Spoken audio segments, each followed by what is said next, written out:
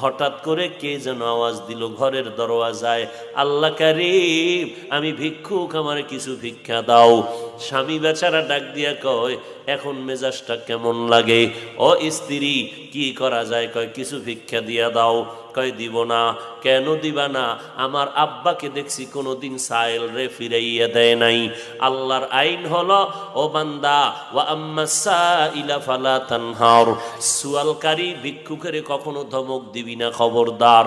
পারো না, ক্ষমা চাইয়া বিদায় দাও, ধমক দিবা না। কারণ মাজলুমের চোখের পানির বরদোয়া জাগায় কবুল হয়ে যায়। নাফরমান বান্দা স্ত্রীর কথা কানে না দিয়া স্ত্রীকে বলে, তোমার এত দরদ কেন? তুমি দিয়া দাও, আমি দিব না। স্ত্রী বলে, না, খালি হাতে ফিরাইয়া দিও না, তুমি তো তারে কোটি টাকা দিবা না, সামান্য দিবা, দিয়া দাও। স্ত্রীর কথা স্বামী না শুনিয়া মেজাজটা কেমন যেন গরম হয়ে গেল। গরম মেজাজ নিয়া দরজার কিনারায় দাঁড়াইয়া ভিক্ষুকের ইচ্ছা রকম গালাগালি করল, রে বেহায়া, বেয়াদব, যে কোনো সময় এসে দরজায় দাঁড়াও, লজ্জা করে না? বের হয়ে যায় এখান থেকে, না হয় ঘাড় ধাক্কা দিয়া বের করে দিব। এইভাবে ধমকাইয়া যখন বিদায় দিল, ভিক্ষুকটা চলতেছে বাড়ির দিকে, আর চোখের পানি বেয়ে বেয়ে পড়ে গাল ভিজে যাচ্ছে।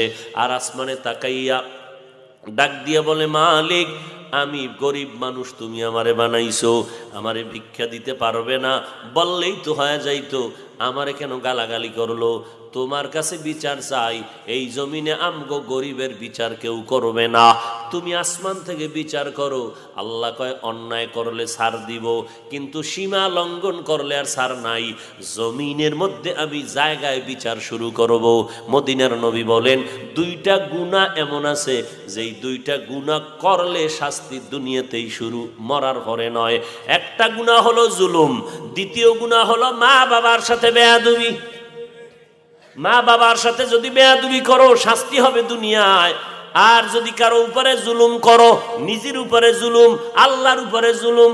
আল্লাহর উপরে জুলুম মানি, বলে শিরিকের গুনাহ করা, আল্লাহর সাথে জুলুম করা, অন্যান্য মাখলুকতের সাথে জুলুম করা। যদি জুলুম করো রে বান্দা, তোমার নাম হবে জালেম। যার উপরে জুলুম করবা তিনি হবেন মাজলুম।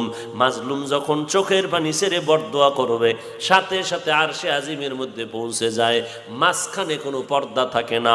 ভিক্ষুকের চোখের পানি আরশে আজিমের মধ্যে গিয়া ধাক্কা লাগায় দিল।